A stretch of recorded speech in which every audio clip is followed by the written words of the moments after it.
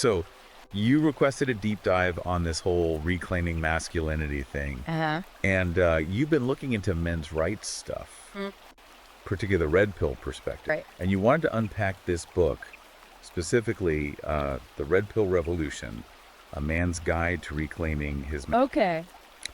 And from what I can tell, it really focuses on the challenges that men are facing today. Yeah. Especially in the family court system. And I know you're interested in this idea of covert contracts and how those play out. Right. So let's see what this book has to say about all of that. Sounds good. And whether there are any insights we can pull out for you. Absolutely. Yeah. Well, it's fascinating how this book kind of jumps right into the fire. Oh, yeah. The author, Conrad Riker. Okay. He uses some pretty strong language, you know. Oh, really? He compares the family court system to a modern-day inquisition. Wow. And he argues that it's basically designed to extract resources from men. He doesn't pull any punches, does he? Not really, no. I mean, just look at some of these statistics he throws out there. Oh, yeah. He talks about the average child support payment being over $1,100 a month, alimony lasting for decades. Right. He even mentions cases where men have been driven to bankruptcy because of divorce settlement. Yeah, it can be devastating. It's crazy. And that's just the financial piece, you know. Right. Riker also argues that there's this rush to judgment in family courts. Really? Where speed is prioritized over a fair examination of the evidence. Interesting. You know, a really thorough examination. So how does this connect to the whole idea of covert contracts that you were talking about? Well, Riker suggests that the family court system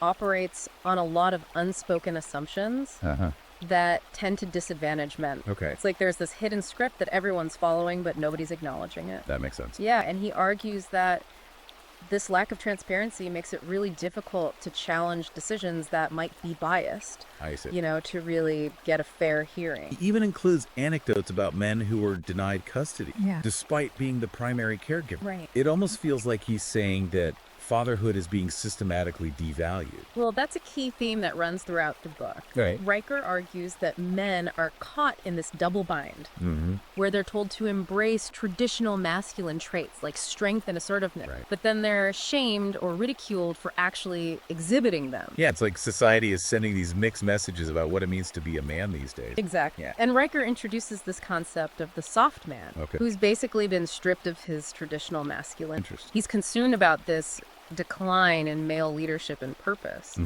And he ties this back to the erosion of traditional gender roles. So it sounds like he's making a connection between these societal shifts and what he sees as a crisis of masculinity. Oh, absolutely he is. Yeah. And he even points to the rise of feminism and Marxism as factors that have contributed to this shift. So for Riker, reclaiming traditional masculinity is about more than just personal fulfillment. It seems that way. It's about pushing back against these larger ideological forces. Right. Wow. And he really emphasizes the importance of men stepping up, embracing their roles as providers, leaders, and fathers. And this all ties back into the family court system, right? It does. He seems to see that as kind of a key battleground in this larger cultural war. Definitely. He argues that family courts often fail to recognize the importance of involved fatherhood for children's well-being. He's got some pretty strong opinions about shared custody, doesn't he?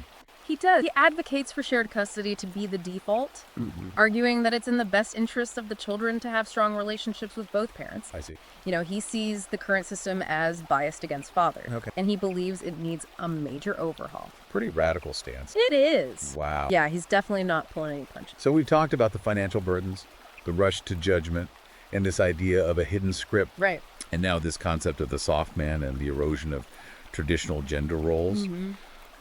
It's a lot to take in, but it sounds like Riker is painting a pretty bleak picture of the state of masculinity today. He is. He's definitely sounding the alarm bells. But is it all doom and gloom, or does he offer any solutions? Well, he does. He has a whole section on what he calls the red pill prescription, where he outlines specific steps men can take to reclaim their masculinity and navigate these challenges. All right, so let's dive into that in the next part of our deep dive. Sounds good. Yeah. And it's not just the legal stuff, you know. Right. Riker really gets into the psychological and emotional toll this all takes on men. Yeah. He argues that being separated from their children, you know, often unjustly in his view, it really contributes to the mental health crisis that men are facing. That's a powerful point. I mean, he cites those statistics about male suicide rates being so much higher than women's. Right. And he links that, at least in part, to this sense of loss and alienation that a lot of fathers are experiencing. Absolutely. And he goes on to say that men are often told to just man up. Yeah, You right. know, like suppress their emotions, Right. which just makes the problem worse. Of course. And he argues that men need healthy outlets for expressing their emotions Yeah. and building resilience. Okay. He talks about the importance of things like brotherhood mentorship and physical activity. You know, it's interesting because you mentioned earlier being interested in how societal institutions have changed. Oh. And Riker really seems to believe that men need to create their own support systems, almost like a counterculture, to push back against these harmful societal messages. Yeah, it's like he's calling for a return to a more traditional sense of masculinity, Okay. where men support and guide each other. Exactly. And this leads into his whole call to action, right? It does. He doesn't just want men to sit around and complain about the situation. Yeah. He wants them to actively reclaim their masculinity. Absolutely. He lays out several concrete steps that men can take. Like what? Well, he's a big advocate for physical fitness. Okay. Not just for the physical benefits, but for the mental toughness and discipline it cultivates. It's like he sees physical strength as a metaphor for reclaiming a sense of agency and control in your life. Exactly. And he ties this back to his earlier arguments about rejecting that soft man archetype. You know, he wants men to embrace those traditional masculine values of strength, resilience, and leadership. And of course, this all connects back to his views on fatherhood. Right. He believes that men need to fight for their right to be active and involved fathers. He's very critical of what he sees as a bias against fathers and family courts. And he argues that men need to be aware of these covert contracts that he believes are at play. He encourages men to really understand their legal rights, to advocate for themselves, and to challenge the system when necessary. He even dedicates a whole chapter to what he calls spectral evidence, where he talks about the complexities of custody battles and how children's testimony is often used against fathers. Right. It's pretty intense stuff. It is. He argues that children can be easily influenced or manipulated, Yeah. especially in high conflict divorces, and that their statements should be treated very carefully. Okay. He believes that parental alienation is a real problem, and he offers some strategies for fathers to protect themselves. It sounds like he's saying that men need to be proactive and strategic in navigating the family court system. Absolutely. It's not enough to just be a good dad. You have to be a savvy advocate for yourself and your rights. That's definitely the message he's sending. Wow. And he connects this back to his broader point about reclaiming masculinity. Okay. You know, he believes that men need to stand up for themselves and their children. Right. And that this requires a certain level of assertiveness and a willingness to fight for what they believe in. He's definitely not afraid to call things as he sees them. Is he? Not at all. He's really urging men to wake up to what he sees as this hidden reality, you know, where traditional masculinity is under attack. Right. And men need to fight back to reclaim their rightful place in society. It's a bold perspective for sure. It is. And it sounds like it's really resonating with you. It is. I think he's tapping into a lot of frustrations that men are feeling today, particularly those who feel like they've been marginalized or silenced by the current cultural climate. Yeah, it's interesting because you mentioned wanting to understand the history of our institutions before they were captured, as you put it, by feminists and Marxists. Right. Riker really seems to echo that sentiment in this book.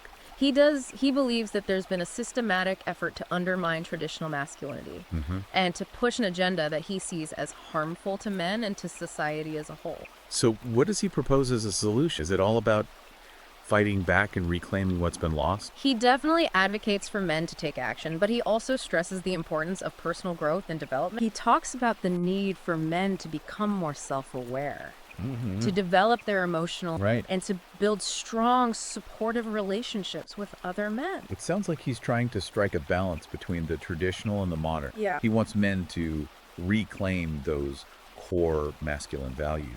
But he also recognizes that the need to adapt to the changing times. He's calling for a kind of evolution of masculinity, Okay. one that embraces both strength and sensitivity, Interesting. both action and introspection. That's a good way to put it. He's not just promoting a return to the past. Right. He's trying to forge new paths forward for men. Exactly. And he believes that this path requires men to be both warriors and healers, Wow. protectors and providers, leaders and mentors. There's a lot to unpack there. There is. It's not a simple message, No, it's not. but it's clearly one that's resonating with a lot of men. He's really challenging men to step up and become the best versions of themselves, both for their own sake and for the sake of their families and communities. This deep dive into the Red Pill Revolution has been really insightful. Yeah. We've covered a lot of ground, We have. from the challenges men face in family courts to the broader societal forces that Riker believes are contributing to this crisis of masculinity. And, you know, one thing that really struck me was how he connects the dots between all these different aspects of men's lives. Like, he doesn't just focus on the legal and societal challenges. Right. He also digs into the psychological and emotional side of things. Absolutely. Like when he talks about the traditional role of the father Yeah. as protector and provider being undermined. Right. You know, he suggests that this emphasis on softer, more nurturing qualities in men has left a lot of fathers feeling confused and unsure of how to navigate their roles. It's almost like he's saying men are being pulled in these two opposite directions. Yeah. On the one hand, they're told to be strong and assertive, but on the other, they're expected to be sensitive and emotionally available. He calls it a double bind. Yeah. And he argues that it can lead to a lot of anxiety, depression, and, you know, just a sense of failure. And he doesn't let the media off the hook either. Oh, no. He has a whole chapter called The Media's War on Men, Right. where he argues that the media often portrays men in a negative light, reinforcing these stereotypes Yeah. and contributing to this whole attack on masculinity. Like how fatherhood is often depicted in sitcoms and commercials. Oh, yeah. You know, the bumbling dad who can't do anything right. Right, right. He also criticizes the media's coverage of things like domestic violence and sexual assault, arguing that it often ignores male victims.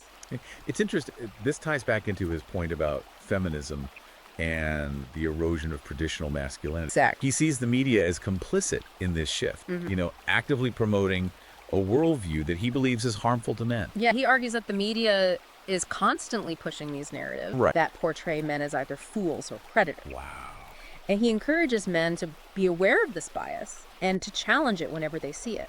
So it's not enough to just be aware of these covert contracts in your personal life. No. Like in the family court system. Right. He's saying you need to be aware of them on a societal level as well. Absolutely. And he goes even further. He Brilliant. suggests that men should actively support media outlets Okay. that offer a more balanced perspective and, you know, even create their own content Wow. that celebrates positive masculinity. It's like he's calling for a complete paradigm shift. Yeah. A red pill revolution where men take control of the narrative Right. and present a different image of masculinity to the world. He's definitely advocating for men to be more proactive Okay. and reclaim their voices in the cultural. It's a powerful message. It is. And it's clearly resonating with a lot of men who feel like they've been unfairly portrayed and stereotyped. I think it taps into this deeper desire for meaning and purpose that a lot of men are searching for today. And this brings us back to your initial interest in understanding how institutions have shifted Right. and how those shifts have impacted men's lives. Riker's book